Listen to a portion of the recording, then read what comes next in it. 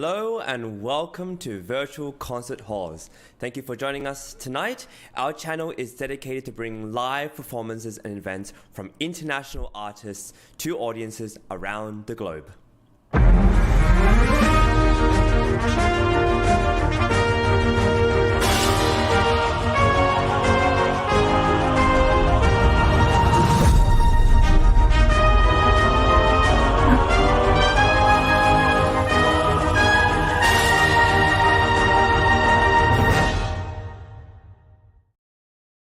Welcome to Virtual Concert Halls. I am Chris Au, and I will be your host today.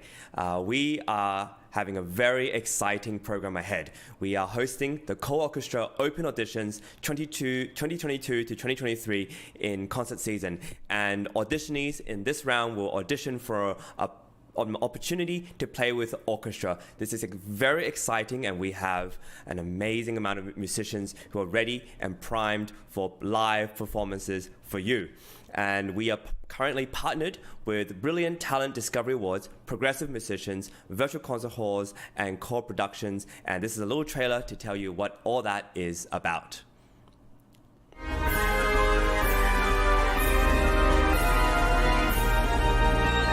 colORCHESTRA is hosting international auditions this fall 2022 for voice, strings, winds, and piano for the chance to perform with a live professional orchestra. Our selected performers will be broadcast internationally performing concerti, arias, or songs. Submit your favorite videos of you performing today. This is an incredible opportunity for young musicians to play with orchestra, an opportunity that is invaluable as they accumulate experience with an orchestra, with a conductor, and to be able to be on stage with an orchestra. This is a huge gift, especially after the pandemic that we have experienced. And today's live broadcast is brought to you by our hosts, Ouspenskaya and myself tonight, as well as our Virtual Concert Halls production team. And this is a very dedicated technical team. And we have Frane, Rusinovic, Fedor, Ouspensky, and Igor, Zubkovsky behind the scenes, making sure this production goes smoothly and straight to your screen as beautifully and with great sound as possible. Auditionees have been coming from all over the world, seeking guidance and support from judges. The amazing thing about our competition is that not only do you get a chance to play live and have it broadcasted around the world on social media platforms such as YouTube and Facebook, but also you get live feedback from judges, and this is particularly interesting for audiences who are tuning in, listening to musicians, and be able to hear feedback from esteemed and highly acclaimed musicians from around the world. Give feedback to these musicians. That is part of a really invaluable experience for musicians to know where they can improve, what they can work on, but also for you to see the processes and the way that we talk about music, and I'm sure it will enlighten you very much. And so who are the organizers behind all of this? We're going to tell you a little bit about all of this that's happening. Now, Core Productions was founded in Chicago in 2013, and Core Production is a part of this amazing infrastructure that we have tonight, and they bring opera to non-traditional audiences through the use of non-traditional venues, staging, and translations. We also are supported by Brilliant Talent Discovery Awards, and this amazing organization is dedicated to seeking and promoting the talents of tomorrow and seeking brilliance together with our fellow partners. We are also joined by Progressive Musicians, who is an organizer of many competitions and concerts at prestigious venues like Carnegie Hall. Progressive Musicians was a big hand in playing the part of our recent Carnegie Hall gala and the auditions for musicians to play in that gala. So we're really proud to have them on board as well. As Virtual Concert Halls, which is an internet TV broadcaster, providing artists with a virtual stage and ability to reach audiences beyond the walls of conventional concert halls. And this was particularly pertinent during the pandemic, but as the pandemic is subsiding ever so slightly, we are also very grateful for virtual concert halls because it allows for this thing to happen, where live performances can still happen at the end when there is a gala, but also the need for to audition and to perform online at the comfort of their homes or at a hall or a church or where they can perform, but have it broadcasted onto the internet for people to watch. We are also really proud to be in partnership with Sound Receiver Global Competition, and that is an online live stream competition where it combines competition with a live performance experience as well as judges' comments and many other perks. So we're really proud to have that, and we'll show you a little trailer of Sound Espressivo competition as well. No matter where you are or who you are, music connects us all. We started with a dream, but now we are paving the future. Welcome to the Sound Espressivo Global Competition. Fully virtual, yet bringing musicians closer together than ever before, now on a global scale. True live, inclusivity, diversity, connection, community, an extraordinary array of judges. Get noticed by companies all over the world. Prizes, scholarships, performance opportunities.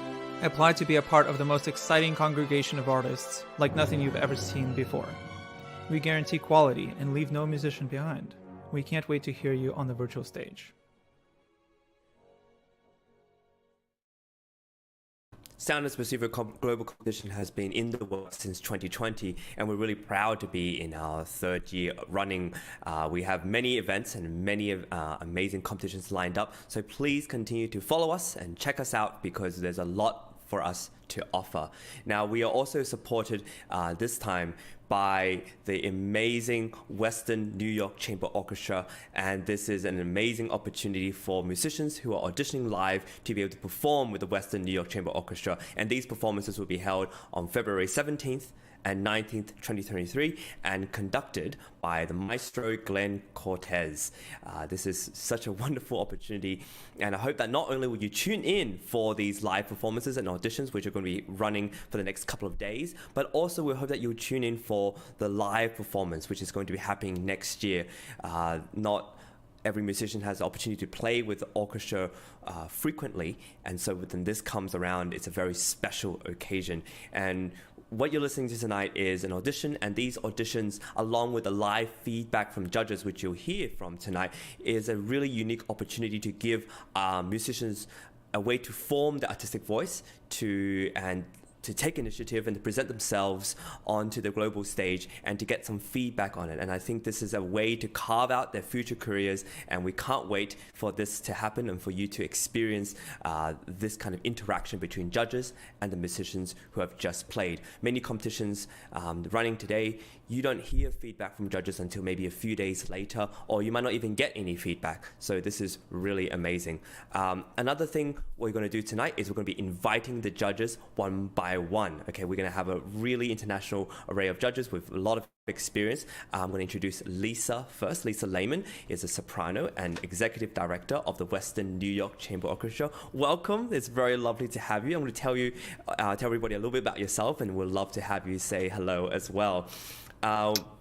Lisa is an accomplished operatic soprano, voice teacher, and acting coach, and she has been working within the operatic realm for the nearly 30 years and counting. It doesn't look like it for sure. And her repertoire includes works by Puccini, Verdi, Bellini, Mozart, Bizet, Donizetti, and of course many others. Apart from being comfortable on operatic stage and concert and oratorio stage, you have sung at the Lincoln Center, at Carnegie Hall, and many other places, I'm sure.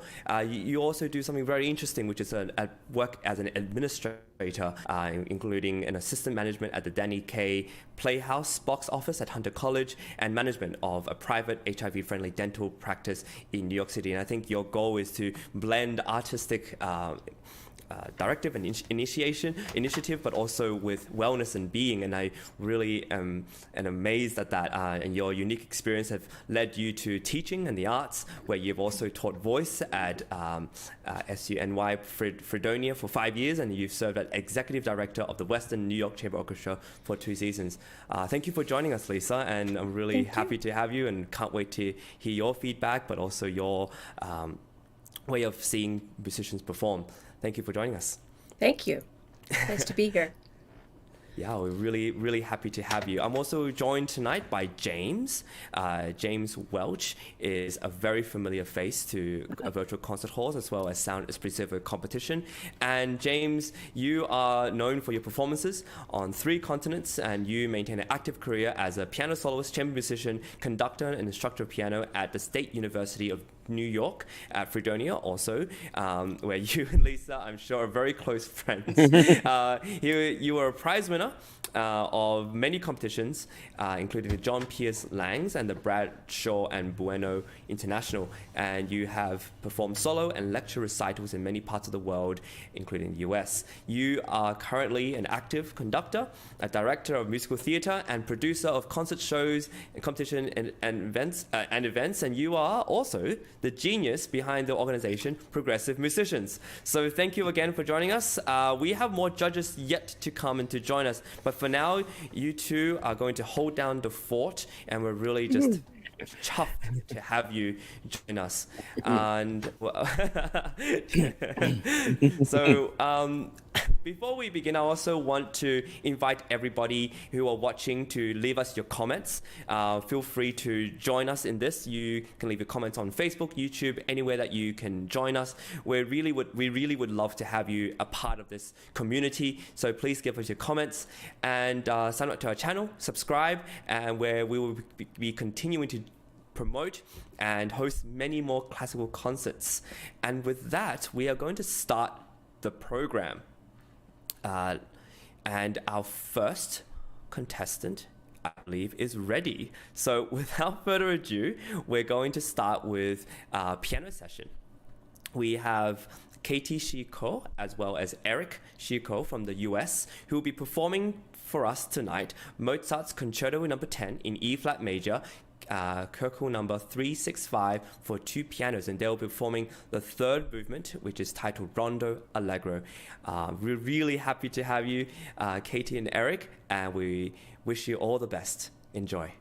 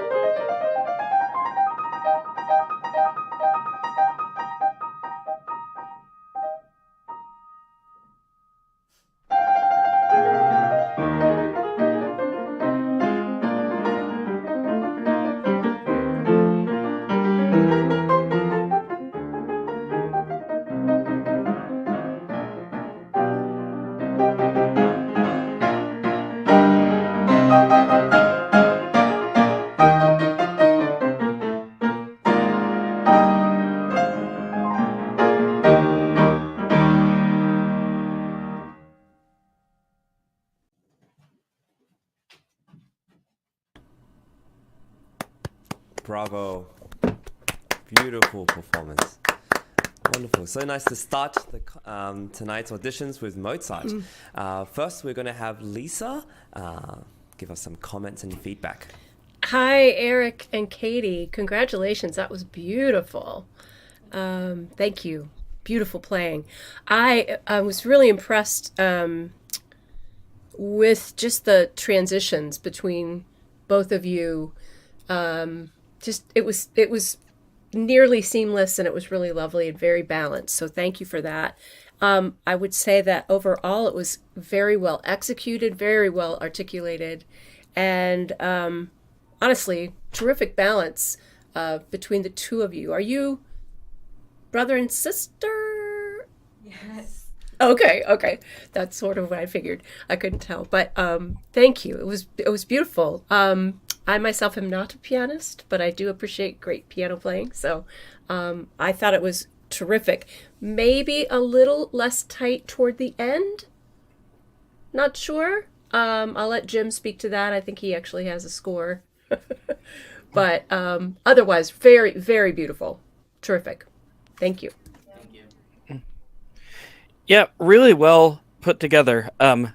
For the overall, I mean, you both play well together, and it's obvious that you've put a lot of time into this piece and are used to playing with each other, and that's really more difficult of a concept sometimes than people realize, to like have a really good solid duo, especially when it's two of the same instrument or two pianos. I'm a little jealous because I've never played this piece, so I'm gonna have to call up some friends and be like, we gotta play the Mozart duo. But no, I really enjoyed hearing it. Thank you for bringing it to these auditions. Yeah, a few ensemble things, mostly near the end there, that could have been glitches, in the live performance that happens sometimes. But I mean, it's always good to really know the other part inside and out. And I'm sure that you've done that, where you've switched parts and you've learned the other part and all that. But like, so that you really have it down cold all the way around, and you can just like check in with each other once in a while at major cadences or big ensemble points. My duo and I years ago, we would just or something, and maybe not quite that dramatic, but there's just a few things like that where it might be a little hard to anticipate, so you just check in with each other for a split second. On theater, in the theater they call it cheating out, where you just look at the conductor for like a split second. But the overall, I thought maybe there could be a little bit more dynamic contrast and coloring between both pianos. But sometimes, as well as playing that live on the internet, sometimes maybe some of that just gets lost anyway. So there's a minor detail, really. I enjoyed listening to you both, and thank you for bringing this to us today. Well, lovely comments, and I hope you enjoyed that feedback, Katie and Eric, and I look forward to hearing you again in the future. Thank you for performing for us tonight, and we wish you all the best.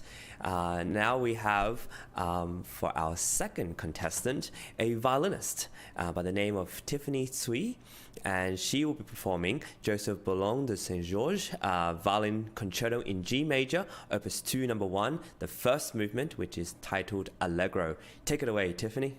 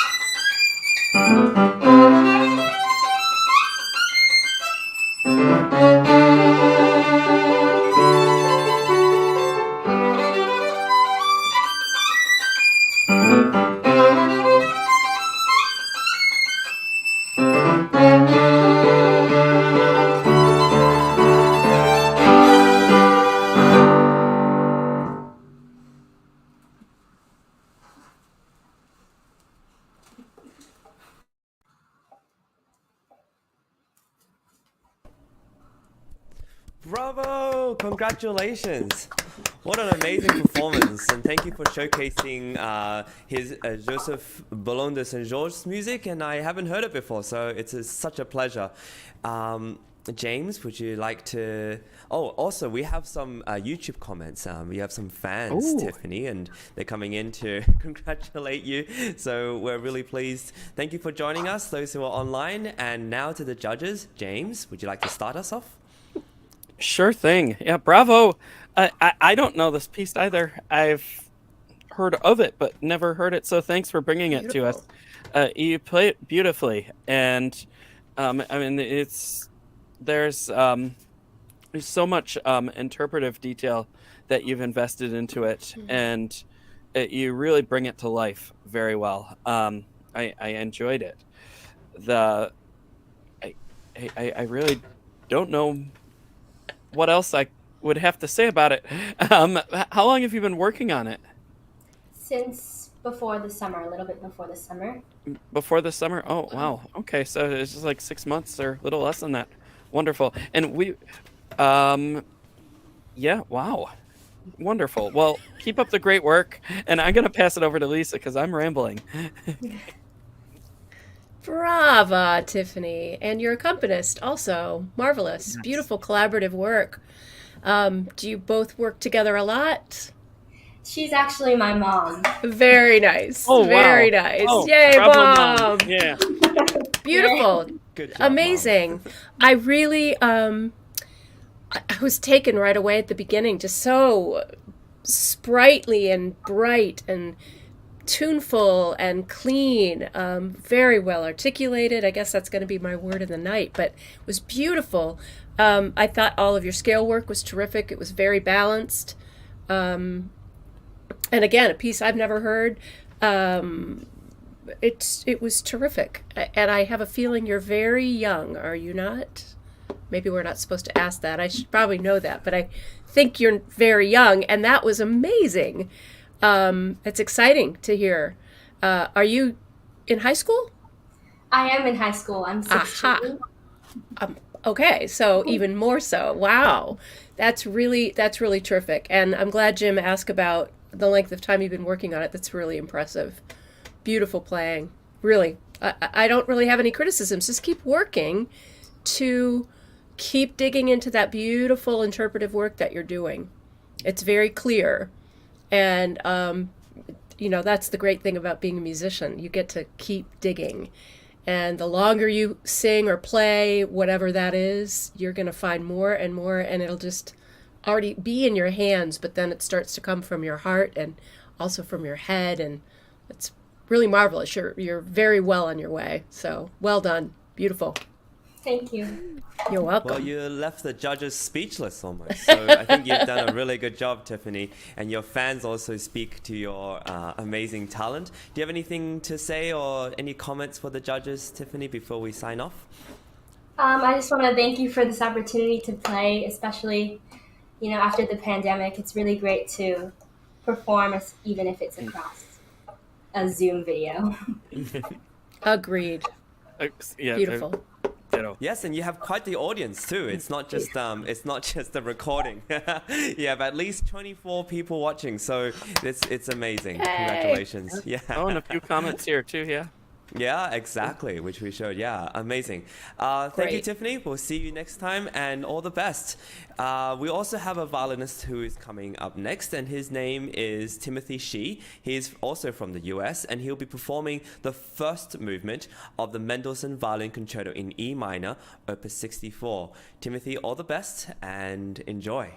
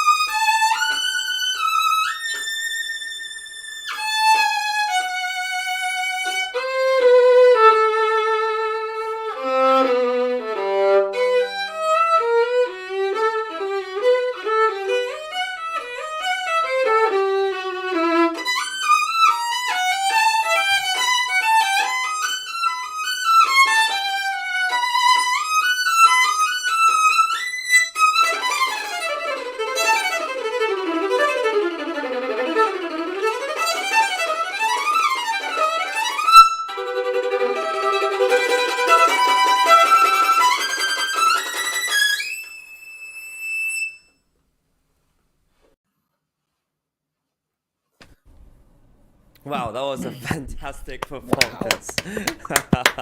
Congratulations, Timothy. It's such a pleasure to hear you. Now for the judges, Lisa, would you like to go first?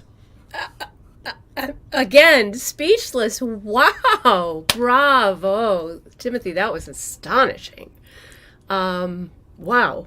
How long have you been working on this piece? I think about like 3 months. Wow. Wow. Can I just ask, do you listen to others who've come before play this? You know, just as a means of study?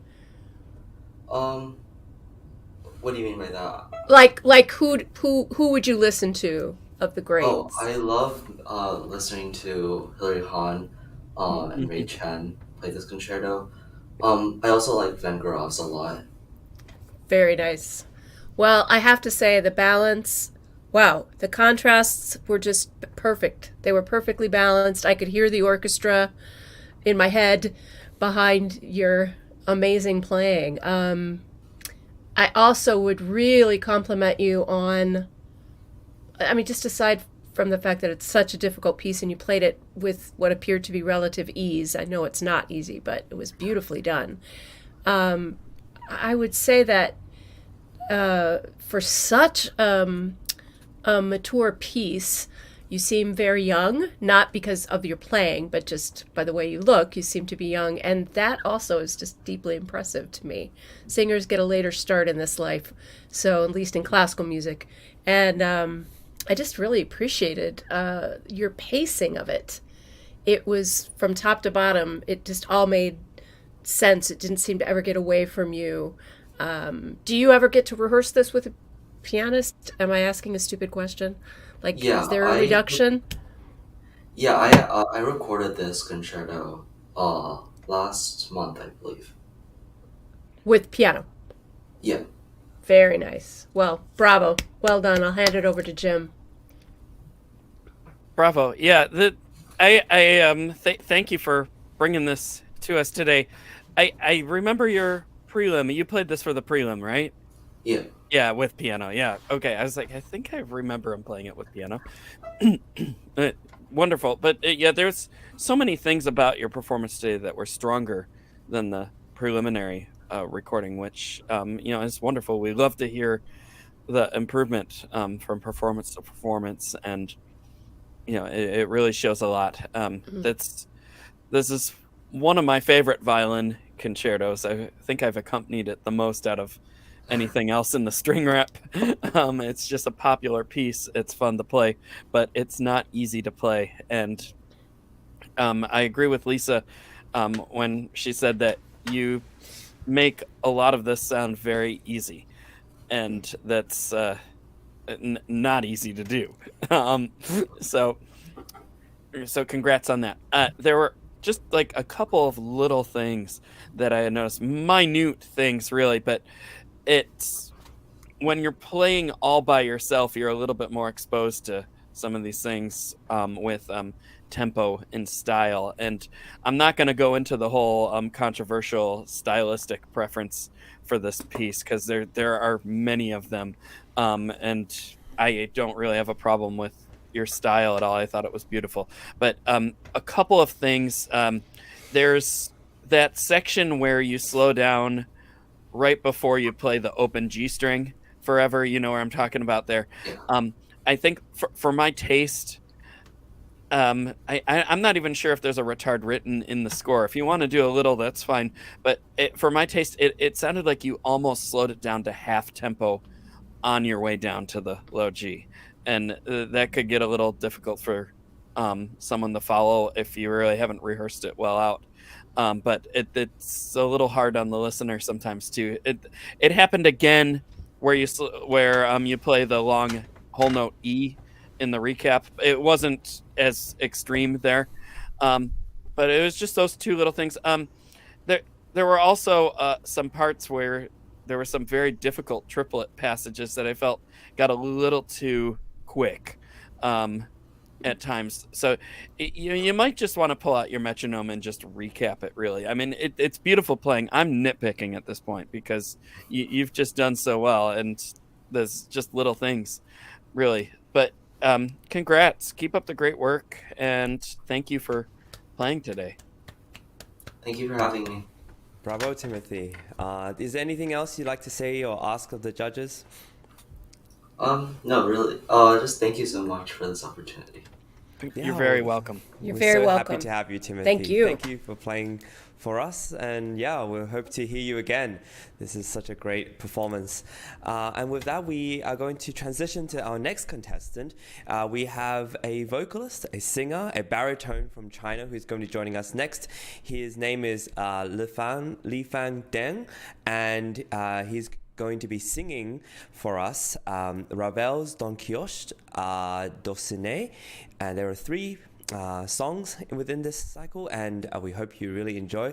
Li Fang, take it away.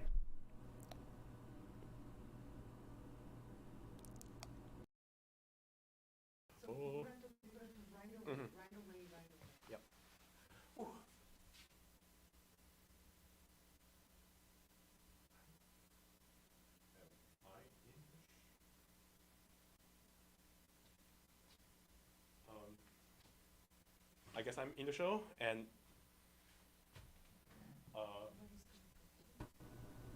Yes, you are. Yeah, whenever you're ready, please thank you. take it away. Yes. Sorry, I wasn't.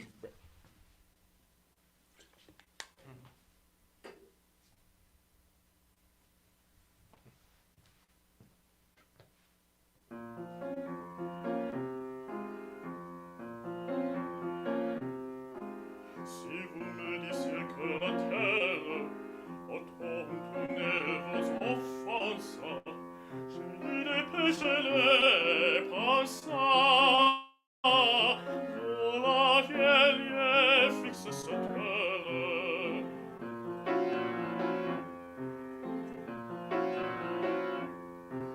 Si vous me disiez que la nuit vient doucier 3 fois l'itaste, Scirale di vacadastre, e fuscere d'oculari.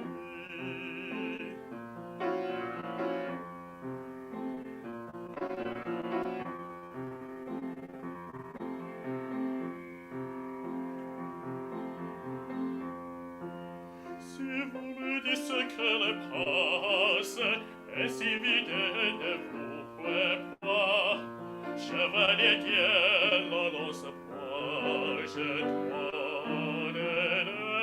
le fond qui passe. Mais si vous disiez que mon sang n'est pas moi qu'à vous, madame, je blâmerais vous sans les blâmes. Et je mourrais vous bénissant.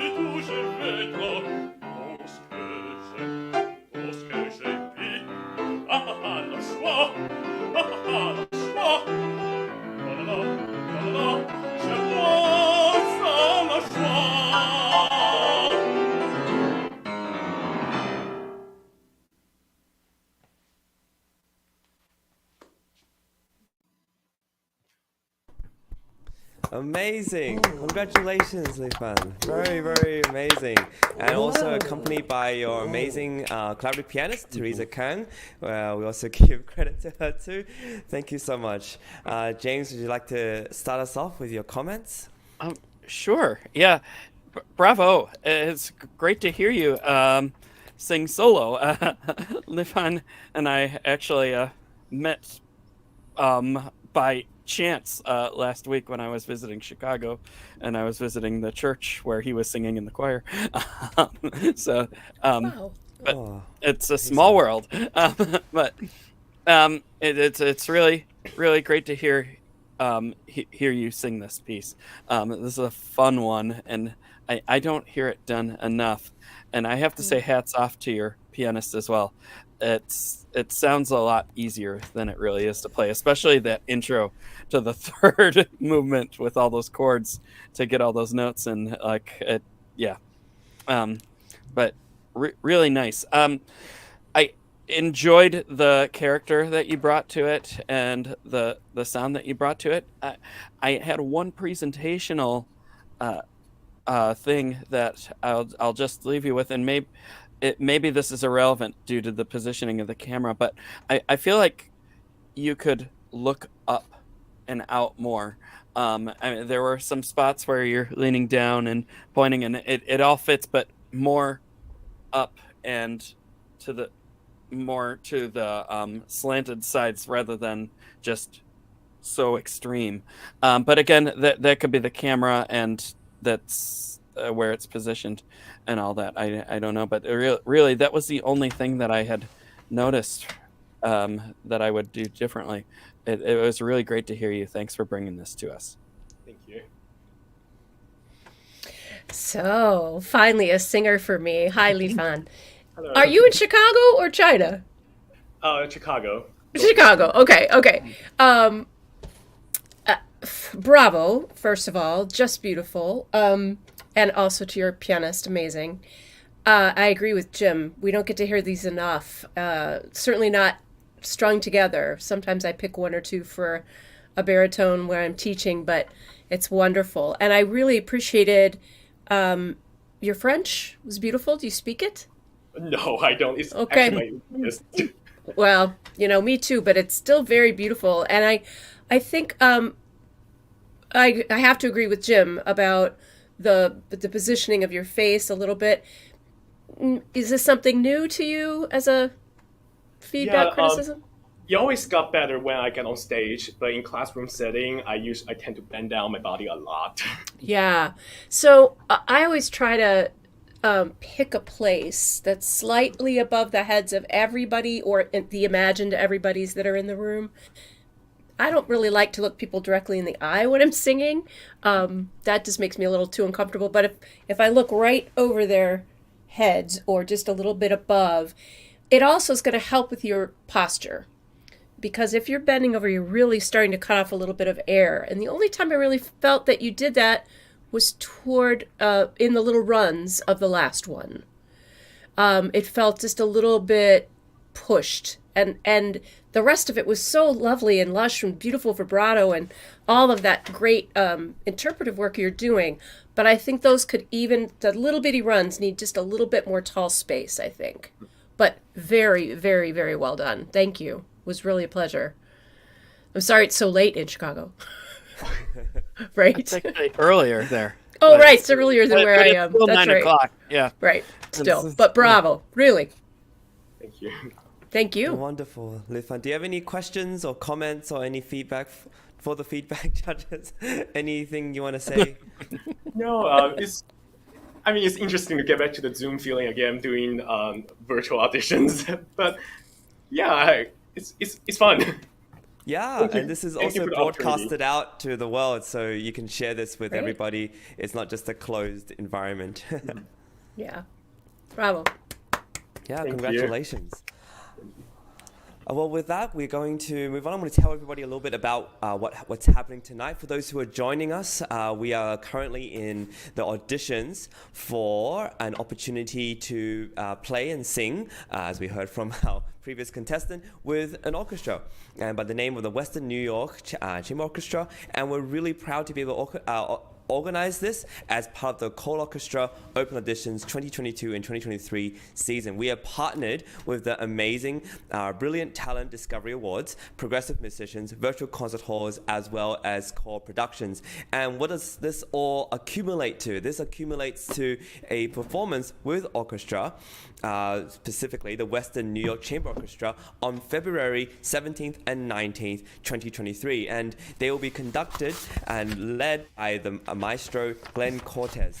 I always think that it's really important for musicians to play and sing with orchestra because it's a rare opportunity, but also it's an immense music making opportunity. It's so good to be on stage, not just on your own, but with a big ensemble with other musicians who have worked together with you over the past week or so to make this amazing thing happen.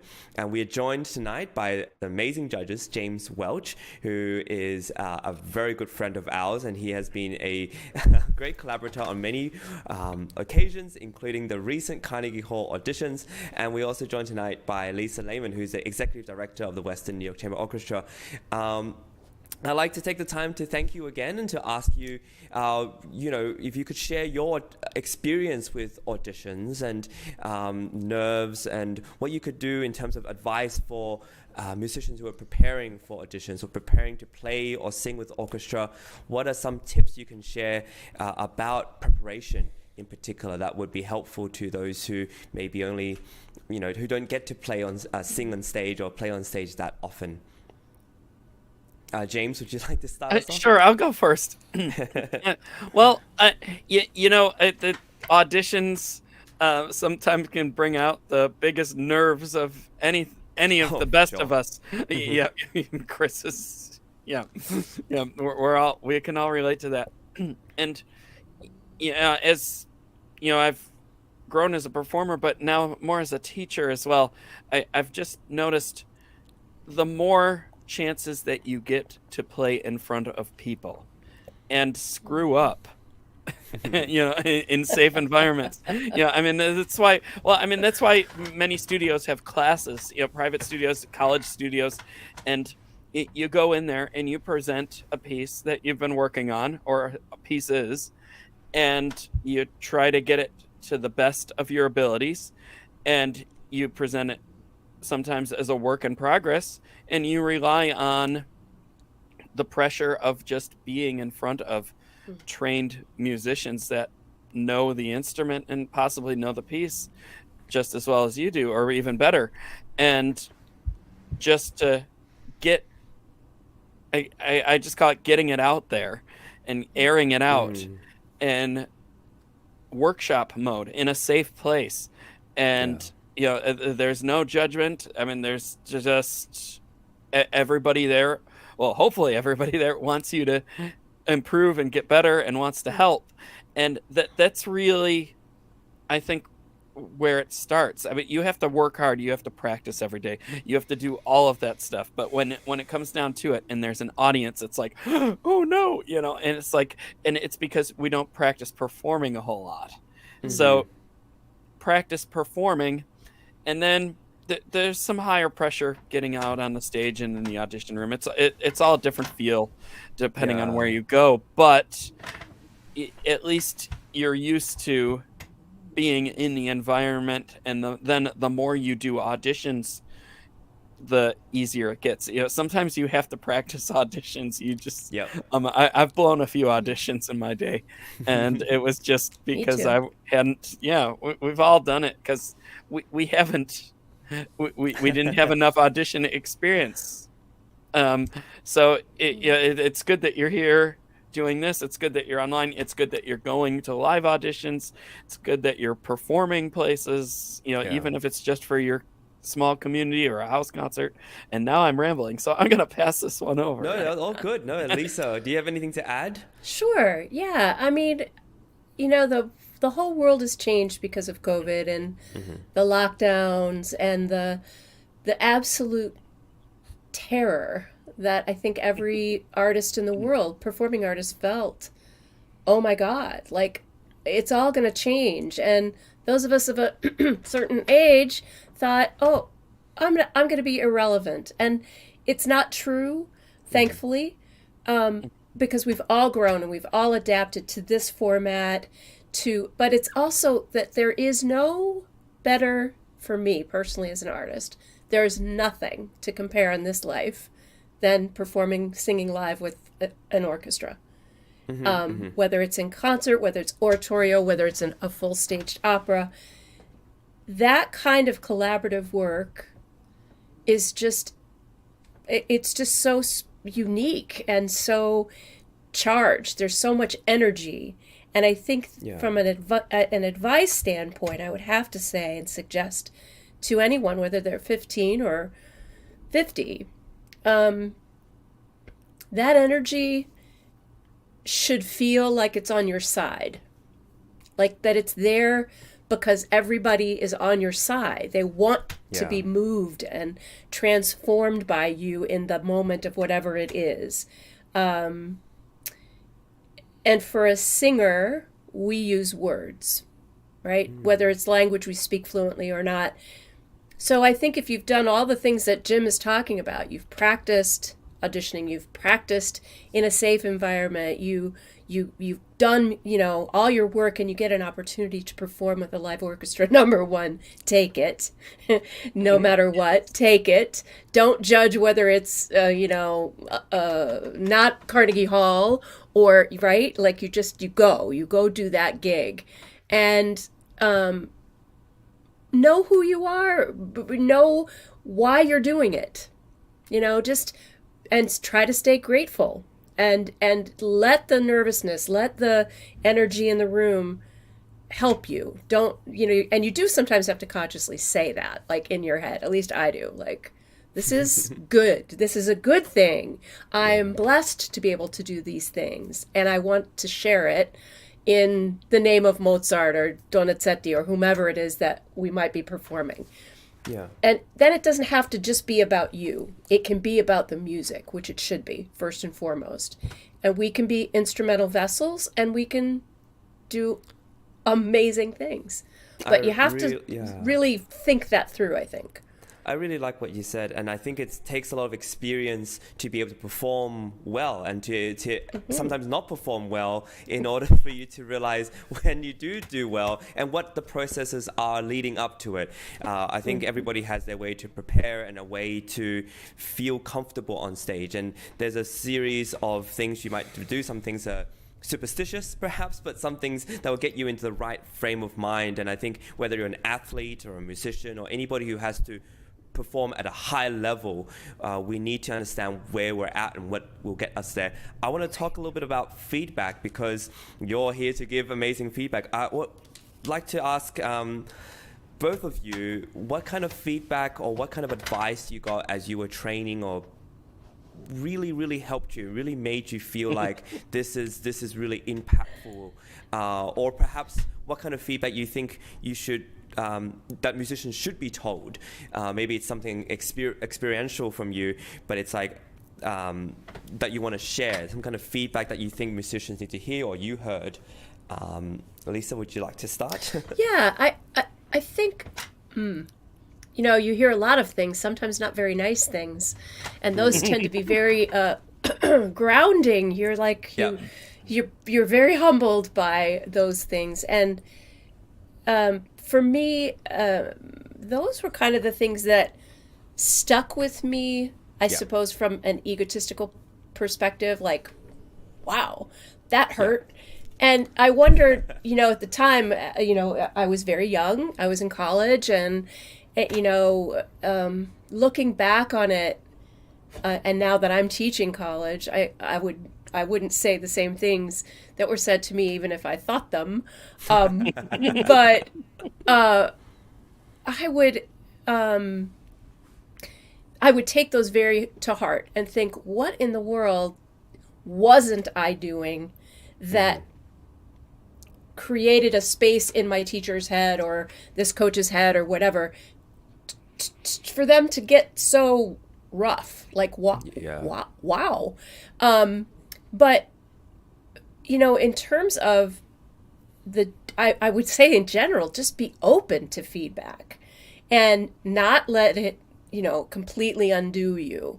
Mr. Welch was just discussing that some colleges, the college where I teach, SUNY Fredonia, we have a weekly studio class where we perform for one another. And I encourage my students, once they're past maybe their first or second few weeks in the class, to give critical feedback to their colleagues so that they can learn to take it, number one, give it, number two, because some of them will be educators, of course, so that we can hear each other. We all love this, let's face it. This is a great sound. We love the applause, right?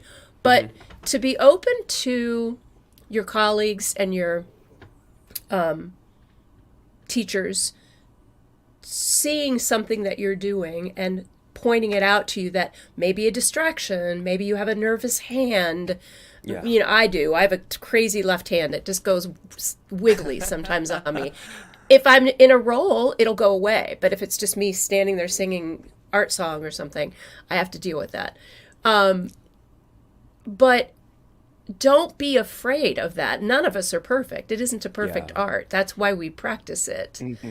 And yes, of course we want it to be exciting and thrilling, but I really believe that if you've done all your homework and you understand your text, it would take a lot for it to be, it would be technically a lot that would go awry for it to be not interesting or not moving or something. I remember a great story about Maria Callas singing on the Saturday broadcast at the Met, in the old Met, and I guess the old Met, I'm not sure. And whoever the understudy was, I don't remember, and I don't remember what the opera was. I think it was something like Norma, something massive, right? The understudy rushed to the Met because she was listening to the live broadcast on the radio and believed that Maria was sick. by what she was hearing. And when she got there, the stage manager wouldn't let her anywhere near where Collis could see her or otherwise, and said, no, come here in the curtains and watch what's going on. It's a master class in performance. There's nothing sick about it. Collis was so committed to every note, to every word, to every line, to every interaction on stage, that over the radio, without all this amazing technology we have now, she sounded unwell to the singer. And it wasn't ego. The singer wasn't there to be mean. She was just of course not. Yeah. trying to do her job. She thought, oh my gosh. And she said the story was something like that the understudy was just weeping at the end of it, just like, wow. Yeah. And so when we're talking about live performance, which is what most of this that we're hearing tonight is supposed to be about. It's great to be in recording, but opera in particular is meant to be heard live, just like Shakespeare, because there will be flaws, there will be hiccups, there will be cracks. It doesn't make anybody wrong. Yeah. It's that's the way it's supposed to go. I don't know if that's really any answer to the question. No, that's good. I think being open to feedback also is great advice, because it helps you become more self-aware. Sometimes there are things you do that you don't notice, and to be open to that and to noticing that opens up your awareness for what you do and what you say, and things that someone else can point out. James, would you like to share some good feedback you'd like to give or you've heard? Yeah, well, I think Lisa said a lot of what I was going to say, which it's great. It just shows that we've done this so much, and what she said was great. I can tag off of that. By saying, sometimes when you get up there and you perform, you're a little nervous. A wrong note might come out or whatever, and you just have to power through and keep going and act like it was right. It's 9 times out of 10 people don't notice, or they go, that sounded pretty cool, or something. But in the whole fun of the just live performance, I think, like Lisa was saying, it's never going to be perfect. It's never going to, sound the greatest to yourself, or and to just be confident in the work that you've done, and get up there and show everybody how much you love to play your instrument, or to sing on stage, or whatever it might be. Twirling around, doing love that triple Lutz as a figure skater. It's just we all have a unique gift in this business and in this industry and what we do, that we will there's no performance of a piece will sound like somebody else's. That would be strange if I heard 2 people play exactly the same way as each other. Right. I would second guess my hearing, but that's the fun of it. It's like you can have your favorite performers, and then you could hear someone you've never heard of play the piece, and like, well, that sounded pretty cool. I liked how he did this, or I liked how she did that part. Okay. And never thought of it. But that's so sometimes I guess what we're talking about, playing confidently, and if there's mistakes, sometimes greatness could come from that. So embrace it and strive forward and learn from it, and show us you love it. Amazing. Thank you. I also wanted to ask you, James, this is more of a personal question for me. I think at this stage in your career, like, what do you do to kind of continue refining the craft, working on the craft, and improving? I think a lot of people seem to think, after university, I've reached the level I need to, and I think it's a constant way of refinement. And James, if you don't mind answering, what do you do to continue to make sure that this is a craft you improve upon, or what are you working on? Yeah, well, yeah, it's something I really haven't thought of too much. It's, if I have a performance busy coming up, teaching. I practice as much as I can and as much long as I think I have to get ready. It is different in the advanced stages now because I honestly haven't thought about that in years. I've just kind of done it, but it's still important. There is no, in my opinion, you can master an instrument or master a profession for a short amount of time. Yeah. But if you don't reinvest in maintaining it, that mastery is going to recede at some point, or you're going to be in a situation where you feel very comfortable, where you forgot about something, and then it's just like, goodbye, for a second, you're like, what happened there? Well, so it's, maintaining can almost be harder, but you still have to practice all of your technical work. Yeah. You still have to learn a piece almost from the beginning as if like you were learning the instrument again, and go through all of those regimens. Now, as a professional, those steps sometimes go a little bit faster than maybe they would have 30 years ago for me. But sometimes not if it's a difficult new piece. You sit down and you're like, do I know how to play this instrument? Or do I know how to read that? But it's a lot more. I had a teacher that said you need to do some practicing away from the piano, where you just sit down and read the score and make notes and just try to come up with a blueprint or a plan. So when I was playing more before the pandemic, there were many mornings where I just went over to Starbucks, got my coffee, and sat down for an hour with the score and just tried to audiate. Then shortly after that, I realized I should do that at home because they blast music over the stereo. But just like, what's the plan for today?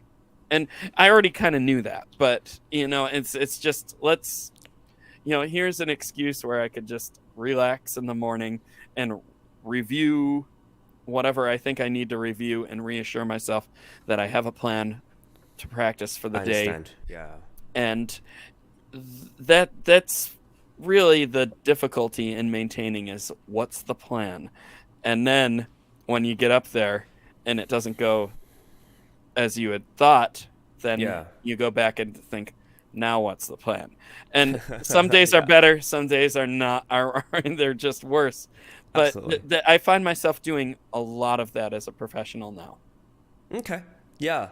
Always planning ahead and making sure, because no one's going to make the plan for you.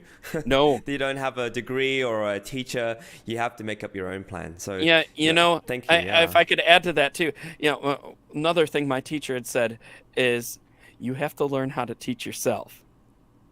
And you can play for people and still get criticism, but at some point you have to learn how to teach yourself a piece. And the best gift that a teacher could give their student is independence. Absolutely. So, that's what we strive for. But thank you. I'll tag it back to you here. No, thank you so much, James and Lisa. Sure. This has been really educational and very informative for our audience as well, as we prepare for our next contestant, who is a guitarist. Welcome, Julio Reyes from the US, who's performing for us 3 movements from Vivaldi's Guitar Concerto in D major. There is first movement, Allegro, second movement, Largo, and third movement, also Allegro. Welcome to the virtual stage and enjoy.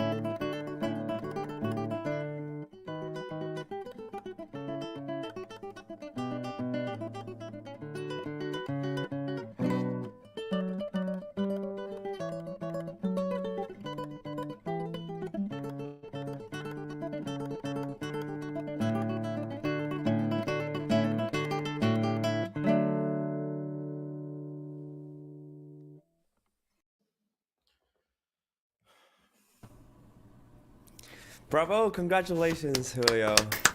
That's amazing. Thank you for an amazing performance of the Vivaldi Guitar Concerto. We have a judge joining us now.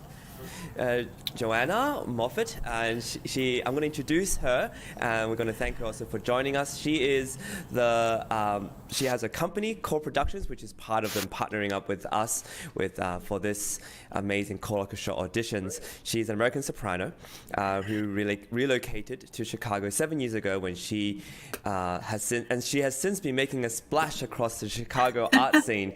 Thank you for that. And she has made a name for herself performing the repertoire of Puccini and Mozart, among many other composers, I'm sure. Recent highlights include Mimi in Bohème 2.0 with Core Productions, which is her company, and she has performed in many productions, including Madame Butterfly, La Notte di Figaro, and as well as musical theatre and theatre as well. And we're really pleased to have you, Johanna. Thank you so much for joining us. And we're going to ask you to start us off with some of your comments and feedback for Julio. Julio, oh my gosh, thank you so much for playing with so much passion and beauty. I really love the warmth of your presence. When you are playing, it's really clear that you have spent a lot of time with this piece, and the detail that you use to bring the phrase together. It's really special and very spectacular.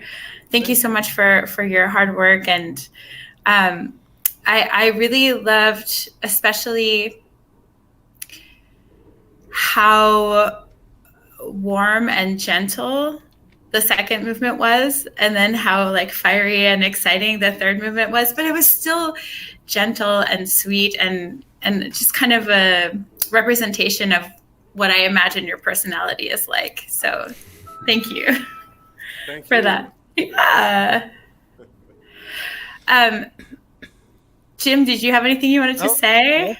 Looks like I'm on here. Yeah, Julio. Hey, it's great to hear you again.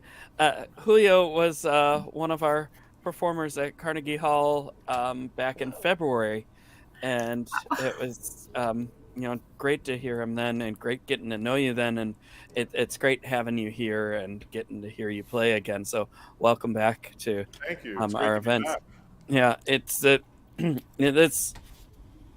I don't know. I always say this when I hear guitarists. There's just something so soothing about hearing the guitar, and it's and it's getting late too, and it's just like, oh yeah, it is a happy place guitar music and all that. So as we get on into the evening, but yeah, you bring out so many wonderful sonorities within the writing of the music, and even some of the softest tones and the slowest tones, you find a way to make very interesting and compelling. And that's what I enjoy most about your playing, is that every little detail's worked out really well, and it's just so nice to listen to. Thank you. Sure thing. I'll pass it over to Lisa. Julio, how marvelous. Wow.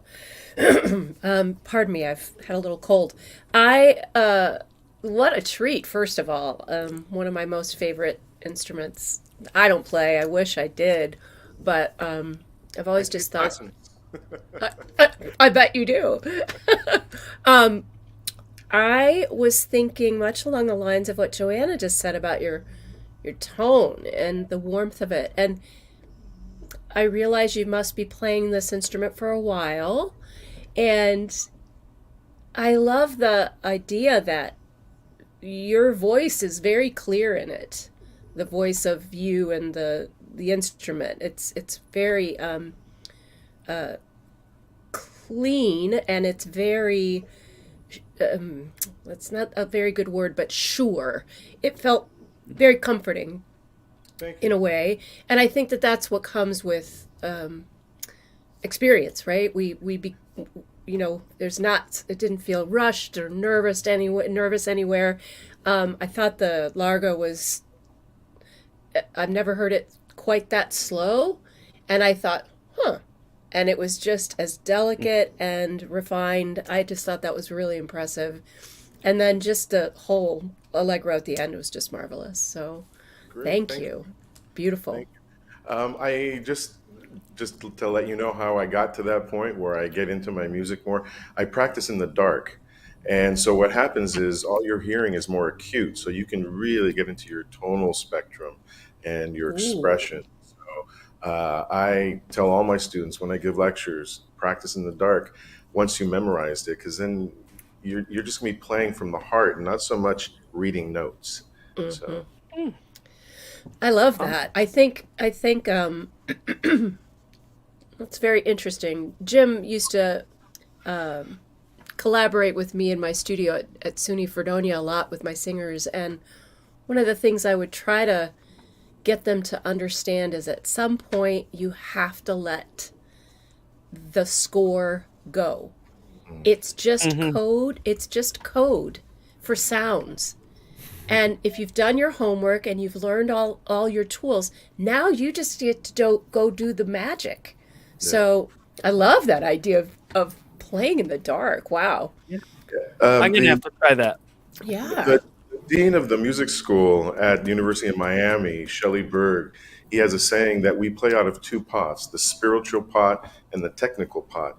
That too many times we're staying in the technical pot and not just letting the music flow and letting the technique just come naturally from the spiritual bend. So I think there's a lot to that. A lot. That's amazing. Wow. I agree. That's You definitely brought the technical and spiritual out into the light very well. Absolutely. Thank you. Definitely. Thank you. Thank you so much, Julio. This is such a treat. And we hope to hear you again, and we really enjoyed your performance. Thank you also for the extra little notes at the end, which is inspiring for us, and it's not often we get even more inspired by what you have to say. We will be joined now by our next contestant, who will be performing for us the viola, I believe, a piece by Henri Casadesus, and her name is Sarah Lowenstein, and she'll be performing the Concerto in C minor for viola in the style of J.C. Bach. There's 3 movements. The first one is titled Allegro molto maestoso, the second Adagio molto espressivo, and third Allegro molto energico. Please enjoy the virtual stage.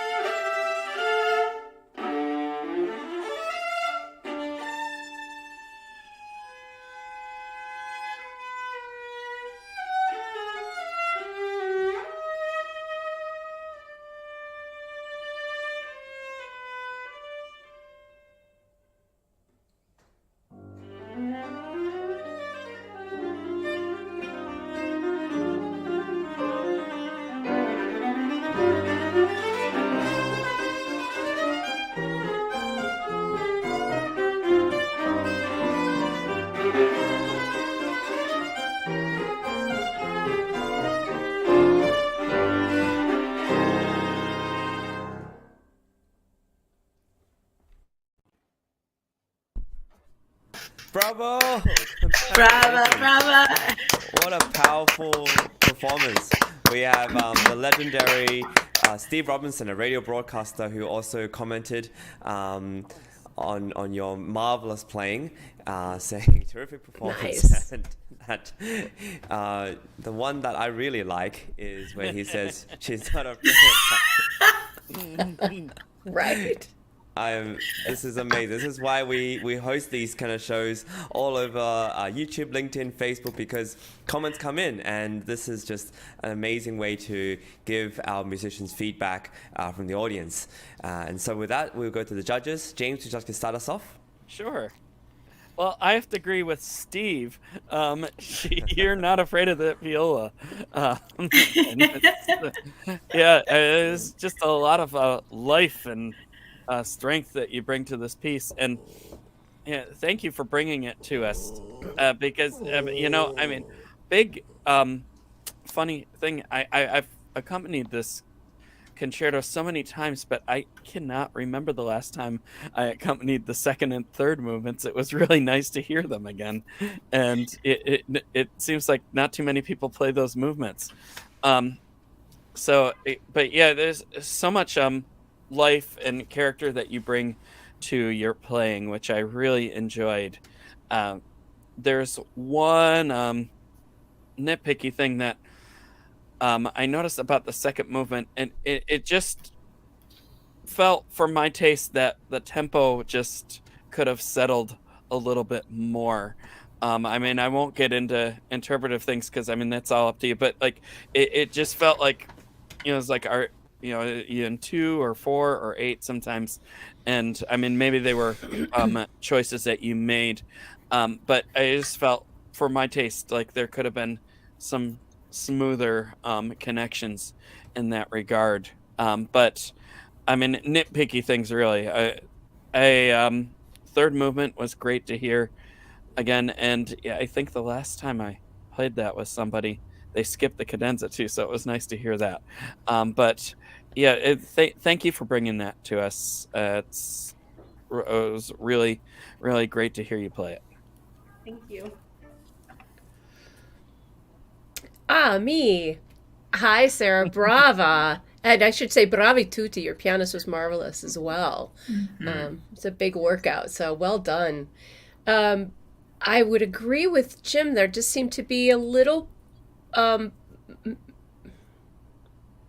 just a little muddiness there with some of those tempi, just a couple of times. And for me, it was actually more in the first movement. The second movement was just, oh God, you just started and I was like, my heart wanted to come out of my chest. It was so luscious and your vibrato is so beautiful. Yeah, you are definitely not afraid of that thing. You're like a Wagnerian on that viola, right? I mean, gosh, that was just like, oh, so exciting. And yeah, it was beautiful. I would say, maybe this is, I don't know, how long have you been working on this piece? A few weeks.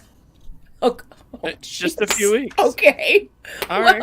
Cool. So, I mean, some of the little turns and the little trills were a little, they could be cleaner. It was there. I mean, really nitpicking. And coming from a singer, so not a string player, but just from my ear. And God, it's just, I can't, if you played it that well in just a few weeks, yeah. That's just thrilling. Thank you. It was beautiful. Oh, Sarah, thank you so much. Hi, I'm Johanna. I have to agree with everyone. You seem to really settle into your tone in the second movement. And then the third movement was just like spectacular. The tempi, everything. It seemed like you really had made decisions about what you want the sound of the shape of the piece to be. So I would encourage you to bring that same kind of thought and carefulness into the first movement. I think you could take some more time, actually, in some of the spots where you're not entirely sure. Maybe I'm just supposing how you want the shape of the phrase to go, or just feel free to take a little space there if you need to settle into the phrase, because this piece is going to be like a powerhouse for you for the rest of your life, I think. So take your time and work through it, and play that Wagnerian viola. You got there. But seriously, your tone is so beautiful, and if you really can just work on tuning up those few spots and the turns and stuff, it's going to be like, I can't wait to hear it again. Well, yes, bravo, Sarah. Is there anything you'd like to say to the judges or ask the judges before we sign off? Thank you so much for listening. Oh my gosh. Oh my gosh, Thank that was you. thrilling. Thank you. Thank you for playing all three movements so beautifully, so powerfully. It was a real treat, and I don't know if it's late where you are, but it's just amazing to end the night on this amazing note. So thank you. Really appreciate you. And with that, we'll bring our session to the end. This has been such a pleasure to be able to deliver amazing performances that I didn't play or I didn't do to you audiences out there. It's been amazing. I want to also thank all the judges. I want to bring them back up onto the virtual stage. We have Johanna Moffitt. Thank you for joining us. James Welch, pianist and friend of ours at Virtual Concert Halls. Thank you for joining us. And Lisa Lehman, also thank you.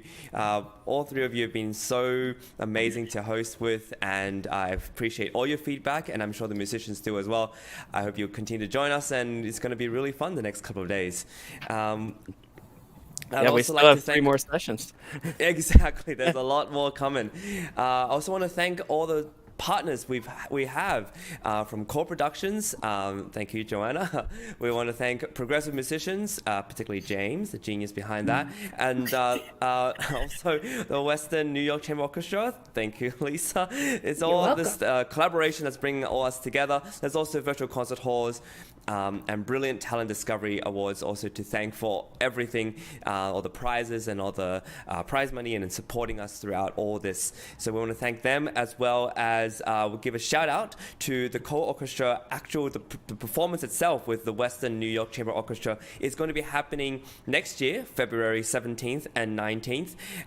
This is going to be a great concert, judging purely just from tonight's performances. It's going to be such a fun time. They'll be directed by the amazing Glen Cortese, maestro of the Western New York Chamber Orchestra, and what promises to be a fantastic concert will happen then. I also want to give a shout out to the Virtual Concert Halls crew, from our directors, Igor Zubkovsky, our scriptwriter and host, Anna Ouspenskaya, also the brains behind all of this.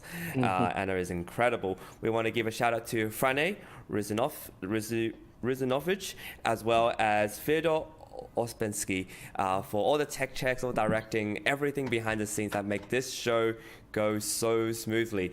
And with that, we have sessions tomorrow as well as Monday, Eastern Standard Time, and we bid you farewell, and we hope you join us for the next sessions. Yeah. All right, good night, everybody. See you all.